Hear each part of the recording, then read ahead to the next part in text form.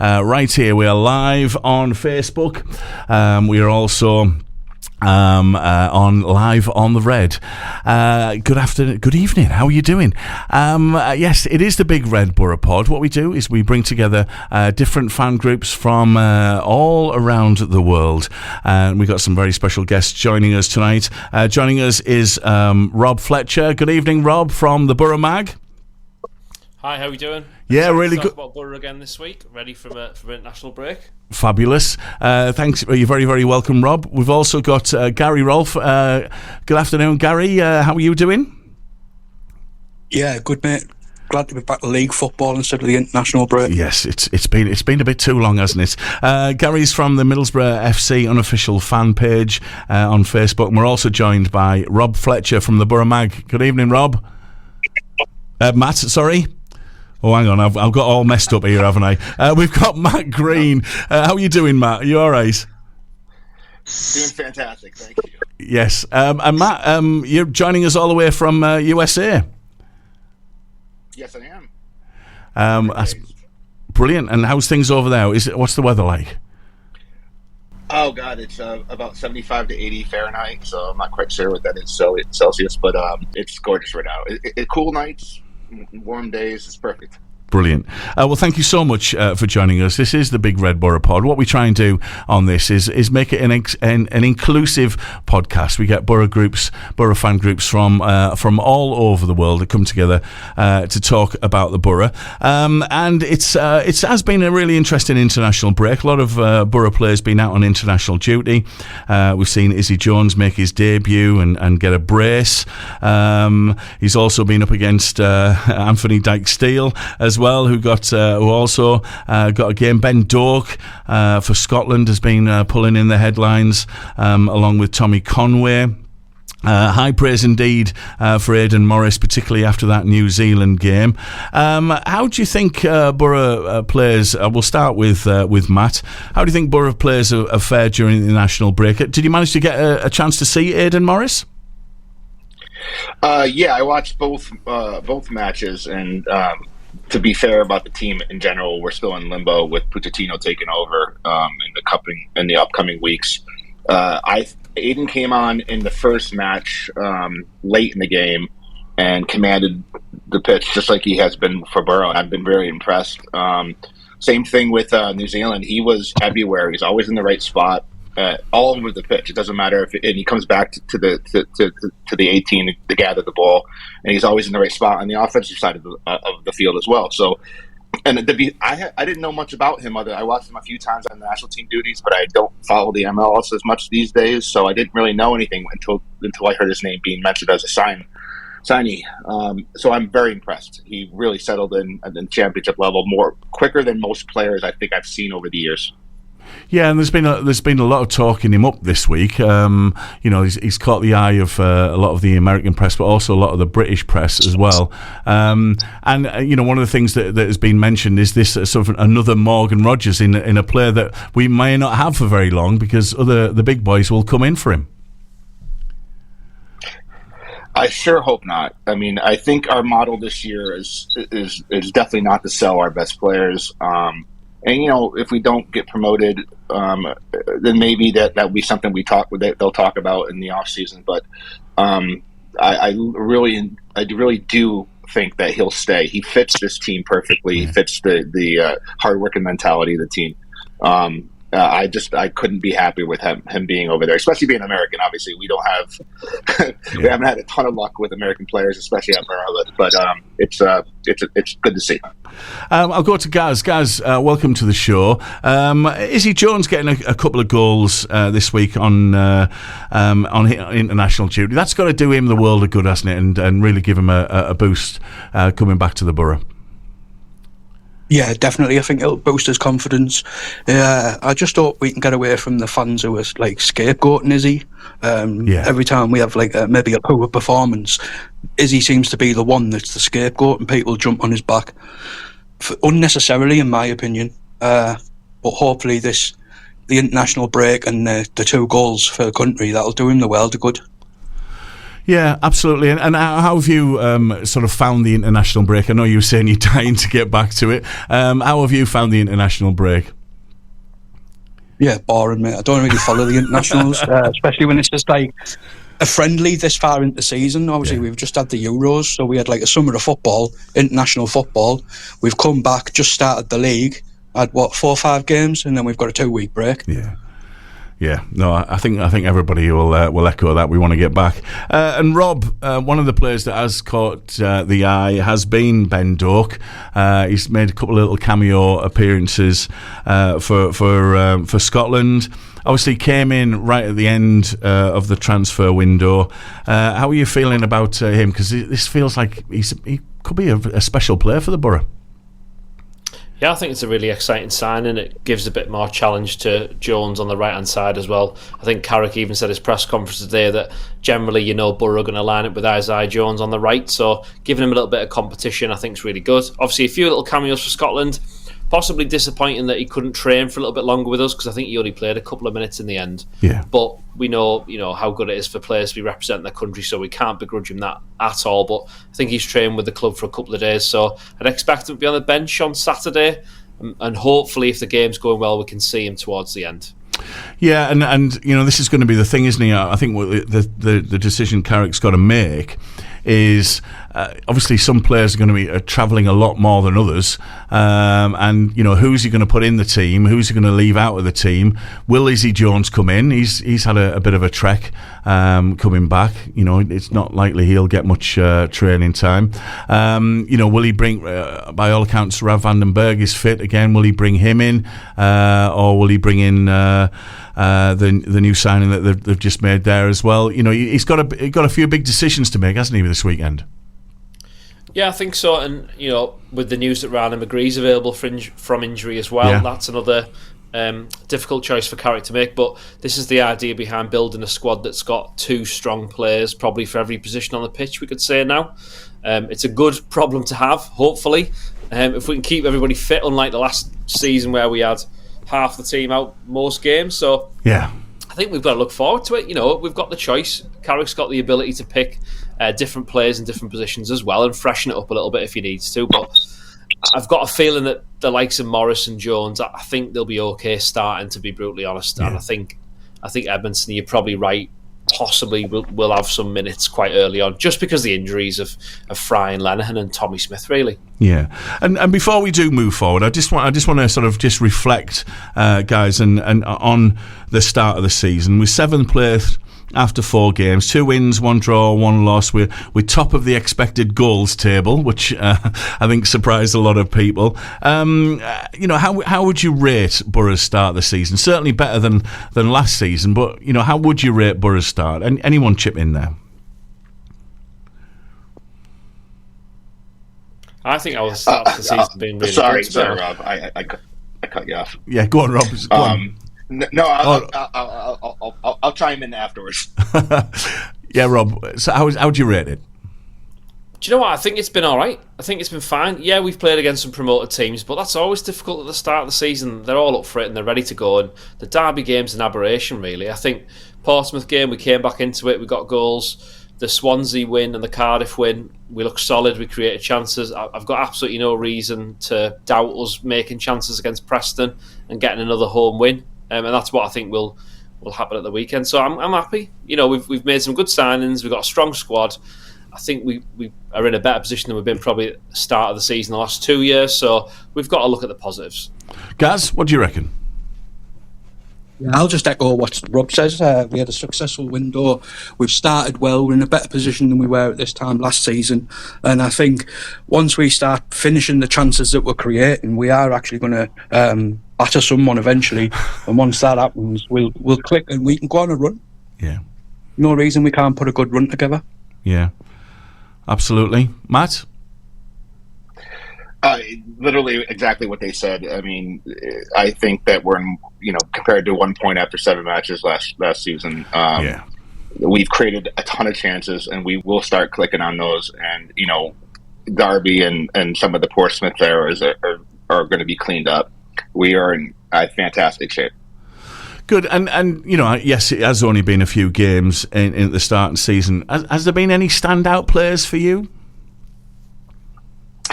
I think without a doubt, Matt Clark has continued on from last year. I mean, he is just a phenomenal player, and you can see why he was Player of the Year. I think it was a Derby and Portsmouth or another club, but he obviously got with us and injured quickly, and then we didn't hear from him for a half a year to a year, and he just is unbelievable. So he is the player I think that stands out the most in our team right now. And I'm like I said earlier at the beginning, Aiden Morris is just, for me, settled in so quick. I'm very impressed by him.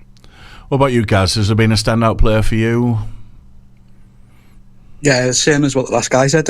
Matt Clark, Baldinho. I think he's been immense since he returned from injury. Again, you can see why he was Player of the Year at his previous clubs, because the guy's been phenomenal. Yeah. I think other than Stoke, I think we've been very good defensively. Portsmouth, there was a couple of errors, but other than that, I think him at the back, yeah, he's been brilliant. And Aiden Morris, again, most natural successor to Howson that we've had in that midfield is his energy and the way he settled into the Championship. It's not easy coming from your home country of America into the Championship at only 22 years old, and he's slotted straight in there. Yeah. What do you reckon, Rob? Is there someone that's stood out for you? Would you echo what the boys are saying there? Yeah, I do echo what the two lads are saying, and I think for me, probably someone like Finn Azaz, and again, he's another one who's quick to get a boo boy, just as most attackers are. But he creates chances. He can be direct. He has a shot on goal, which again is another thing that fans are always crying out for: more shots at goal. Shooting from long range, and he'll find his feet in terms of goals. He's set up Clark's headers from set pieces. We have been crying out for goals from corners for probably for 30 years. Yeah. And now we've got them. Clark finishing them off from Azaz. So I think Latte Lath obviously comes back into the team probably, and I think that helps Azaz because he's got someone in behind. I remember the Swansea game from the back end of last season and that pass that he makes into Latte Lath for a second goal. You've got that kind of relationship he can build, and he's got Tommy Conway in there. You've got Jones. I do think he can make opportunities for players, and I think that's where he'll carry on doing well. Do you think the whole Latte Lath thing, the end of the transfer window, is that all done and dusted now? That's all forgotten about? What happened there at the end? They're not travelling, heads turned. Is that water under the bridge now? I think Carrick said he was quite surprised to be asked about it in his press conference today. He was a bit like, yeah, that's long gone. Yeah. That's more than done. Kieran Scott said similar in his interview, I think it was last week or this week, whenever it went out on the club's website. He said, yeah, it's done. He said as soon as we had a conversation with him, we told him what was going on. He was fine. He got in the car and he went to the game. I think it was probably social media hyped it up to something that probably wasn't. It sounded like it was just a conversation in the sense of, we've had a bid. Latte Lath was a bit uncertain with what was going on. They talked through what was happening, and that was it. Yeah. I think, the whole refusing to travel thing, like Scott said, he never refused to travel. He was actually having a conversation at the club with Kieran Scott, and that it just happened when the other players were leaving. I think Scott said the timing was the issue. If it had happened the night before, he'd have just gone down with everybody else. So a lot of drama over nothing by the sounds of it. Yeah, that sounds about right. A lot of paper talk, and there was. I mean, I don't think we've had an end to the transfer window like that for quite a while, have we? Definitely not, and I think it gives a bit of excitement for those fans who like watching transfer deadline day and commenting on it and sharing it in WhatsApp groups and Twitter and all that sort of stuff. Kind of it fuels the fire, doesn't it, a little bit? But I think just timing, and from what Scott was saying, Ipswich, wanted to put a bid in, or they did put a bid in. It just didn't meet our valuation. And again, another thing that fans have criticised the club for is selling players too cheaply, letting our assets go. But I think, as Matt said towards the start, we're not in that position this season. We're not looking to sell those players. So the fact that we've said to Ipswich, no, you've got to pay this amount, and they haven't come back with a bid, that's the end of it. We move on. We're not in a position with FFP where we have to kind of say, actually, we need to let one of these stars go. I think it was similar with Rav, by the sounds of it, in the summer. Lots of teams wanted him. They didn't meet the price, so he doesn't leave. Yep. And it's as simple as that, and that's really good for us as a club. Yeah. Absolutely. All right, chaps, we're here with Rob Fletcher, we're here with Gary Rolfe and Matt Green, all Borough fans on the Big Red Boro Pod. We'll chat more Borough right after this. And it's the Big Red Boro Pod. Good evening and welcome. 23 minutes past 6. And we're joined by Rob Fletcher from the Borough Mag, Gary Rolfe, as well from Middlesbrough's FC unofficial fan page on Facebook, and Matt Green from the OG Borough fans as well. You're all very welcome, gentlemen. I think we're all very keen to get going back at the start of this season after the international break, and we'll talk about that in a second. But on this day, September the 12th, there's a bit of a notable event. 2004, Borough beat Blackburn Rovers 4-0 in a Premier League match at the Riverside Stadium. Goals from Mark Viduka scored twice, Jimmy Floyd Hasselbank, George Boateng, and the win was part of a positive period for the club under Steve McLaren, who would later lead the team to the highest ever Premier League finish as well. Do we remember that game? Borough Blackburn 4-0? Anybody remember that one?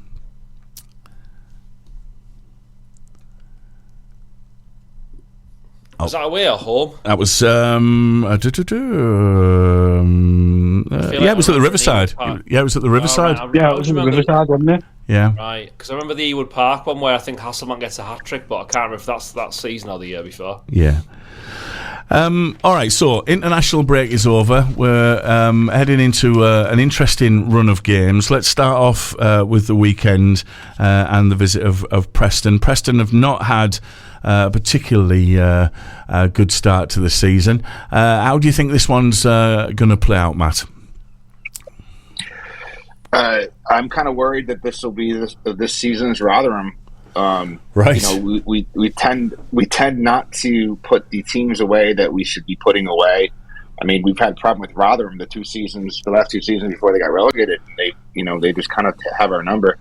I'm hoping that's not the case. I'm optimistic because I think the squad is so solid right now, other than a few injuries, obviously. I'm expecting a win because I think the run-up after that is a little tougher. I mean, the next 4 games after that are the teams that, obviously Sunderland's, they can go either way. We've housed them a couple different times, but West Brom and Watford are kind of like iffy to me. Yeah. What do you think, Gaz? Yeah, I think, like Matt said there, they could be the new Rotherham this season. Obviously, they got beat 3-1 last time by Oxford, so you'd expect them to respond from that. But be interesting to see our team sheet as well, because obviously most of the squad is fit now. We've got a few people returning from injuries, so it'll be interesting to see what team Carrick puts out. Yeah, and as we were saying earlier, I think he's in a good position, isn't he? He's going to have competition for places all over the pitch. Obviously, like we said, players who are returning from international. Strength in depth. It feels as though that we've not had that strength in depth or this quality of strength in depth for a while. Not for a long time. Obviously, Carrick said in his press conference today as well, Marcus Forss is back on the grass, but he's still a couple of weeks away. I think Dara, Dale and back training, but they're still a couple of weeks away. But we're not panicking. We've got cover in them positions, which we haven't had. We definitely didn't have last season, but we've got that depth in the squad this year. And Rob, what are you thinking about the weekend? Obviously, lots for Carrick to think about. But Preston coming here with a new manager, that new manager bounce. Are we going to see that? Heckingbottom, knows what he's doing. Do you think we're a duo win this weekend?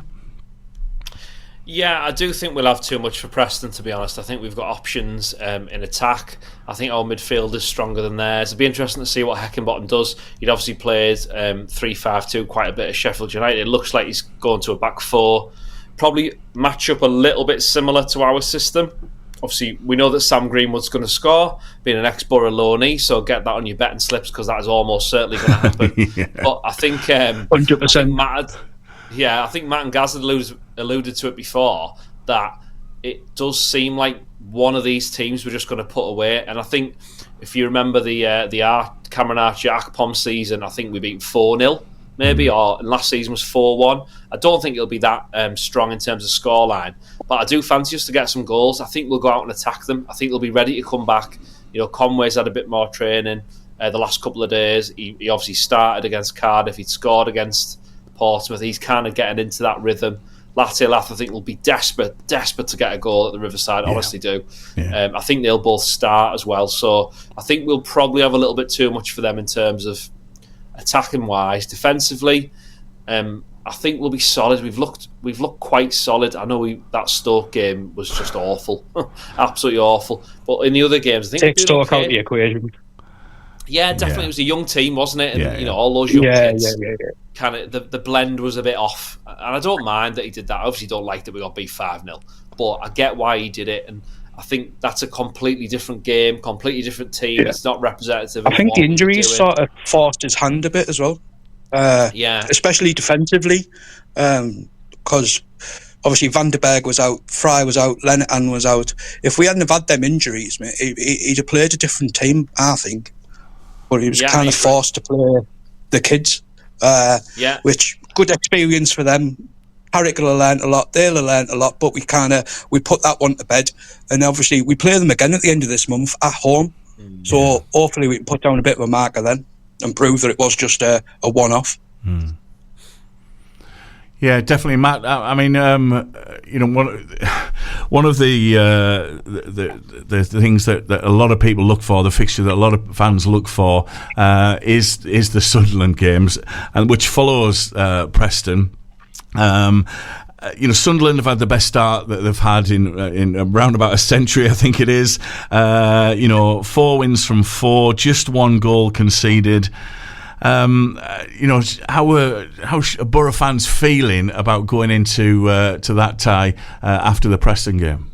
I mean, other than the start of the season they've had, and we have had some pretty great results against them over the last season and a half, maybe 2, when Mowbray was the manager. I'm not particularly worried about Sunderland. I mean, it seems strange. They're probably the best team we're facing in the next 5, right? Yeah. But I'm more worried about Stoke. We're kind of abysmal against Stoke. It doesn't make any sense to me. And West Brom and Watford are teams that it seems like we do not have a great track record recently, at least. Yeah, I mean, and obviously a lot of talk was about the sending off last season in the game at the Stadium of Light, and you would have thought that Sunderland wanted to get back on that one. It is going to be a feisty game, but it isn't going to define the season, though, is it?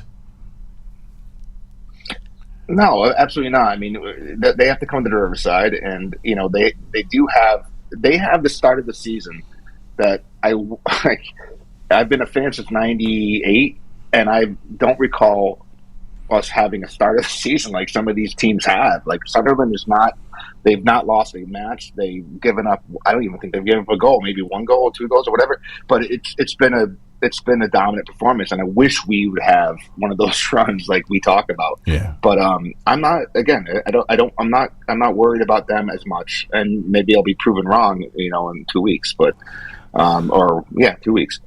I feel that the squad is deep enough. We have solid defending. I just think that we're going to be able to do something, get something out of the game. Yeah. Guys, what do you think? Well, oh, sorry, Rob, go on. No, I was going to say, I think those 5 games, and they're not nice games to play, and it's going to be going right up to another international break. So with only 2 games at home as well, and West Brom away, I feel like it's just the worst place for us to go. You either get the Ashley Fletcher goal from Mars, or you get an absolute kind of aberration of a performance. It just feels horrible. Watford, it was great to go there and dominate them and win last year. I think that was 3-2, wasn't it? McGree got a couple of goals. If we can beat Preston, get a positive result against Sunderland and Stoke, whether it's like a 2 wins and a draw out with those 3, I think, again, you've got to feel like you're pretty confident. If you're winning your home games and you can get points away from home, that's the biggest thing. It's just that consistency. I think under Carrick, we either win 7 on the spin or lose 3 out of 5. I think we've got to find that little bit of consistency this season more than anything, because that's just what's going to carry you into the top two. Yeah, absolutely. Well, I was just going to ask Gaz there about his views about Sunderland and the Sunderland game. How important do you think it is that we go there and get something from the game? Yeah, it's more for bragging rights than anything at this time of the season. Like you said, nothing's defined in like August, September. Obviously, we need to see where they are come Christmas time and into the new year. But yeah, we need to go there and get a point at least, just to keep that momentum, build some momentum. Because like Matt said, we've only got 2 home games this month. The rest are away, and West Brom's a tricky place to go. Always has been. We just have to see what we can do at Sunderland. So there's nothing to be afraid of. I don't think we can go there and play well. Yeah, it is a little bit of a signal the start that they've had to their season, though. I think it's been luck, really, hasn't it? Really for them. Like I said, see where we are come Christmas, because they're quite capable of just going into free fall, aren't they? They've done it before. Well, we can live in hope there, Gaz, on that one. Rob, Sunderland? I mean, the start that they've had to the season. Were you expecting this from their new manager?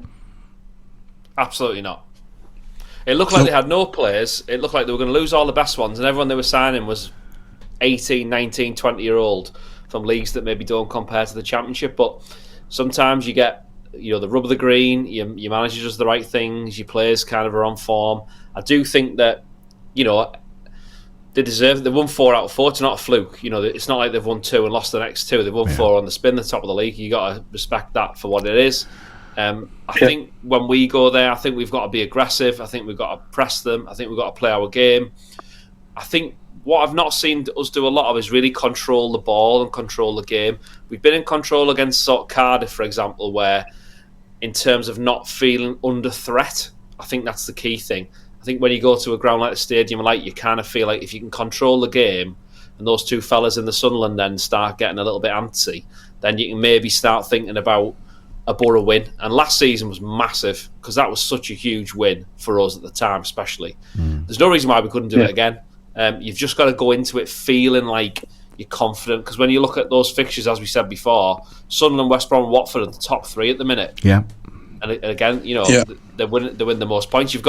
We've got to beat them. But if you want to win, if you want to go up in this league, if you want to go up automatically, you need over 90 points. Really, let's be brutally honest. And if you want to get in the playoffs, you need above 75. So you've got to be winning 3 out of every 5, really, and getting a draw. You know what I mean? So you've got to look at these little mini blocks of games, which I'm sure the club does, and think, right, we need 3 wins out of these 5. Yeah. And then let's see where we're at. And you keep going. And I think, as Gaz said, where are we at Christmas? And that's when you can move forward and think, right, we've got a really good chance now. A couple of players in January if you need them, and you move on like that way. Yeah. Dave's been in touch, and you can get in touch with the Big Red Boro Pod at any time, either on Facebook or on our WhatsApp, 0330 043 2002. Dave's been in touch. Good start of the season. If we pick up 9 from the next 5 games, then we're on track. We can put a strong run together while those above us stutter. We're right in this. Up the borough, says Dave. What do you think? What do you think of that, gents? Right. Yeah, 9 points out of the 5 games. Will that be enough? I'll take that. You've got to be beating them teams that are in and around you and that are up there challenging, haven't you? So these next 5 games will show where or whereabouts that we actually are. Yeah, Matt. No, I completely agree. I mean, playing, 3 of the top, 5 teams in the next couple games is going to be huge. And if we have to get a result, at least a result, and maybe hopefully a win against one of them, and I think that we're in good shape. Yeah. Rob, would you'd be happy with 9 points? Yeah, I think you've got to be looking at 2 points a game average over the season, I think. And I worked out that I said on the last pod last week that I think we're on track for 80 points if we kept on going the way we were. So you've got to look at it from that point of view. You are in it for the long game. I think if you remember back to other promotion seasons, 97, 98, we were really good. We had loads of good wins. We bought players in who could push us over to get the second place. If you think about Karanka's promotion season as well, I think the last 10 games we won 6. and drew 4 because we had a couple of bad runs here and there, start of the season, the Charlton affair and all that sort of stuff. So if you can keep thinking about these little blocks of games, especially because there's an international break in October, another one in November, you can actually sort of break the season up into smaller sections. Think, right, 5 games, 9 points, brilliant. Next lot, let's see if we can get 10, 11, 12. Next lot, let's get another 10, and you just build it up that way. And I'm sure that Carrick and Woodgate and Ledbetter and the team look at it from that point of view of, right, because we've got this squad now, it's a little bit like, right, we've got this game on Saturday, this game on Tuesday, which is a couple of weeks' time. Who can we swap in and out? Or let's get Ben Doak starting at home to, West Brom or whoever it might be. And you can build your squad and work through it that way, which I think, as people have said, we've not really had. It's kind of, if Jones is fit, he plays. Yeah. If Latter's fit, he plays. Whereas now we've got a couple of other players who might give us something a little bit different. It's a really interesting point there. You mentioned about there's 2 further international breaks before Christmas. We talked at the start how much of a pain they are. Do you think they will, be an advantage to Borough? Like you say, allow Borough to sort of allow everyone, but particularly Borough, to block those games together, to look at them in small blocks, to sort of strategically plan around the international breaks to try and get the best out of the squads. Do you think we might be able to take advantage of that, or are they still just a distraction that maybe we don't need? I think for us and our injuries, it's actually going to be quite good because you've got 2 weeks without a league game. So if you are waiting for a Fry or a Vandenberg or whoever, you've got 2 weeks where you've got 3 games and 2 weeks where you got none. If they weren't there, you'd have 5. Yeah. So again, you're losing them for more. So for us and for me, I think you're getting Force fitter because he's not going to be going on international duty because he won't be fit. You've got Fry and Lenihan. You've bought them an extra 2 weeks, an extra 4 weeks over the next 3 months to get up to speed. You're bedding in the likes of Doak as well. Edmondson if he's playing. So I think it'll probably help us. When you look at some of the games, we have got tricky games still. I think every game's tricky in the Championship probably. But from a fitness point of view, what's happened previously, I think if we've got a little bit of time to get some of these players fit by keeping them at the club training with us, I genuinely think that'll really benefit us in the long run. So sort of after November time, when it is really crunch time and you are picking up, those little niggles that people get, December, January, February, when the FA Cup starts and all that. Hopefully, we can sort of get rid of that because we've got a decent sized squad. Yeah, Matt, you agreeing with that? Absolutely. I consider actually the international breaks. I mean, I don't like them from a fan standpoint because we can't see our team, but the way that we've had injuries over the last 2 seasons, I think that they are a benefit to us, that we can give the players 2 more weeks to actually get healthy. We have a deep squad now, so we can sub other players in when they're not healthy. I think that we have a lot more flexibility this year compared to last year. So I don't enjoy them, the international breaks, but I think that they're a benefit to what we need right now. Yeah. And Gaz, you feel the same. I know you're not a fan of the international breaks, as you said, but you think yeah, absolutely. But you think this will be good for Borough?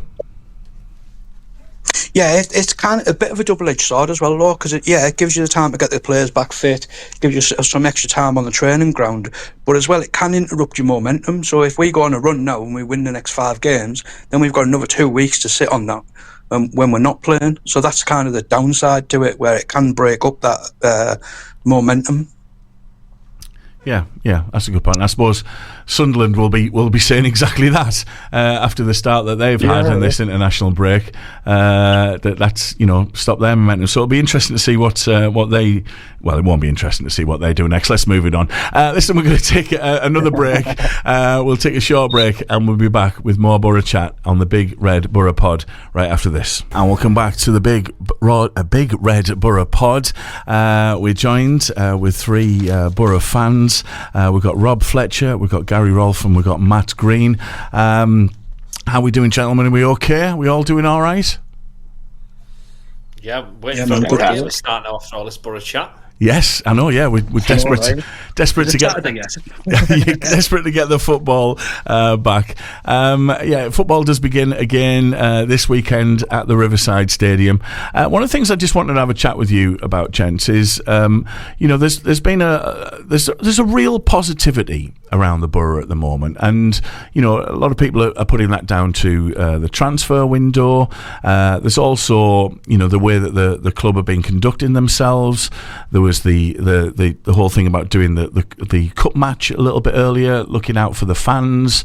The club are working really hard to the way that they're working with the fan groups as well. The club are working really hard at the moment to engage the fans, to bring about that positivity.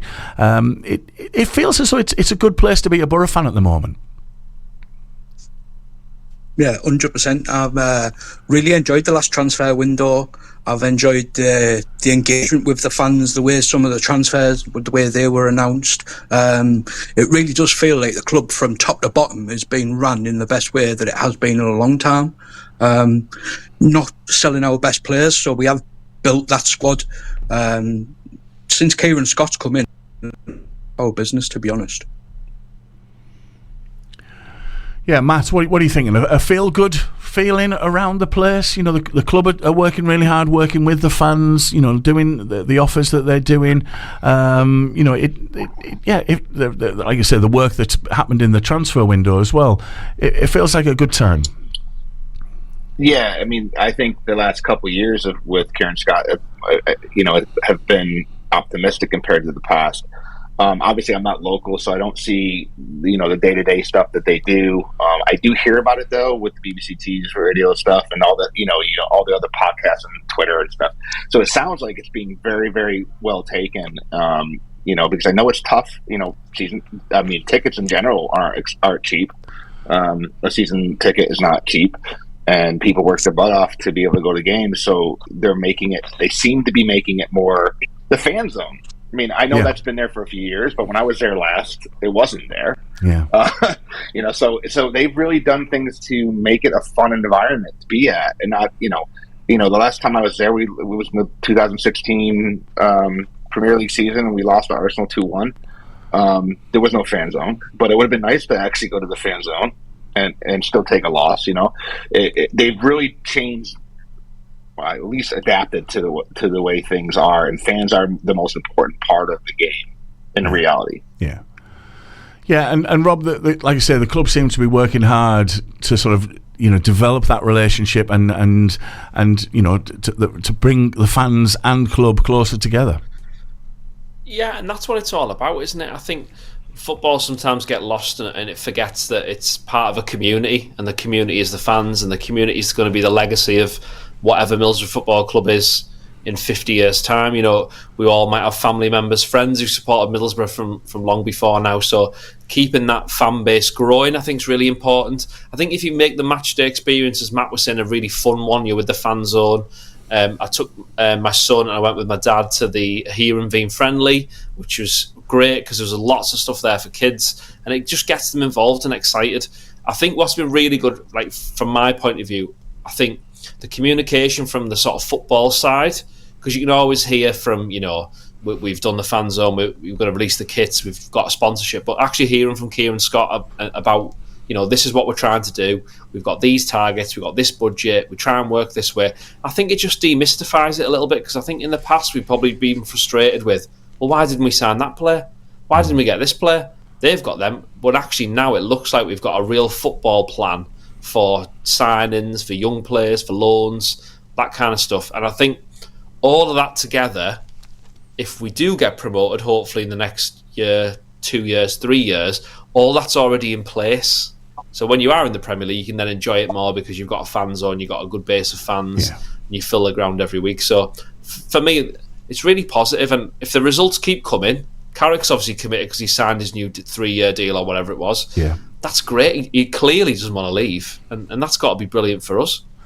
And just while we mentioned Carrick, did you see his performance, the Manchester United legends? A lot of the press talking about telling him to get his boots back on because he absolutely ran that show. Part of me thinks we've got another midfield injury and Carrick's just sort of getting himself match fit just in case the worst happens. Maybe that's why we've got a young coaching staff with Woodgate and Ledbetter on there, just in case we get 15, 20 injuries. The three of them will come out of retirement and take to the pitch once more. Imagine that, actually. That'd be pretty funny. Yeah, that wouldn't be bad, would it? We're going to talk about the weekend's game, and we get some predictions and some of your lineups as well. But one of the things that we did here at the Red just a couple of months ago is we had a fantastic event at the Globe Theatre where we brought back Juninho, and we had Craig Hignett as well, who's also got a show here on the Red, and it was an absolutely fantastic night to be involved with. To see the fans' reaction to Juninho coming back to Teesside, it was a really, really special night. And those of you were talking about the Heerenveen game, get that right. He was there as well for that. Brilliant to see players back like that. And one of the questions I wanted to ask you, one of the things we're looking at here at the Red is to do more of those. Is to look at sort of bringing back some players, maybe some managers back to Teesside, back to talk to the fans. If you could have your ideal pick of who you would like to ask questions about, to talk to hear the stories, what do you reckon, guys? Who should we be looking at next to bring in to do the next big night on Teesside? I'll start with you, Gaz. We've already had Juninho, so I don't think you really top that one. It was a bit of a pinnacle, that one. Yeah, you can't really beat Juno. Off the top of my head, probably Steve McLaren. We'll find out from his perspective what the European journey was like, because we know what it was like from a fan's point of view. Yeah. But what was it like from a management point of view? Yeah. Yeah. What do you think, Matt? I know obviously you're over the other side of the pond, so you missed out on the fabulous Juninho night. You can still catch it on YouTube, by the way. It's on our YouTube channel. Oh yeah, I actually, I started following in '98, so I witnessed, as best I could over here pre-internet and with no coverage over here in the first place. Yeah. Juninho's 3 spells. But I was thinking, along with guys said about McLaren, I was thinking like Mark Viduka. Is he like running a coffee shop in Croatia right now? Yes. It'd be kind of cool. I met him at the Player of the Year ceremonies at the Riverside in 2004, 2005, and he just was such a nice guy. So I'd love to hear from him a little bit more. But other than that, I there's dozens of players. Yeah, yeah. Rob, anyone you'd like to see a special evening with? Right, I've got a bit of a left field suggestion. Okay. Right. Hang on, let me get my pen. I'd love to hear a dynamic duo of Alan Boksic and Dean Windass. I just think, imagine the stories the two of them would tell about each other. Obviously, they played a bit together now. I think Windass, doing the speaker circuits, tells a few stories about Boksic, but I just think they're kind of like chalk and cheese. I just think that would be absolutely brilliant. Boksic would be great to listen to about football. I don't think he does much like in England or anything like that now, but he got paid far too much money for that. But I think the two of them would be absolutely hilarious. Well, that's a really interesting one, Rob. One of the things you mentioned McLaren there. One of the things that we were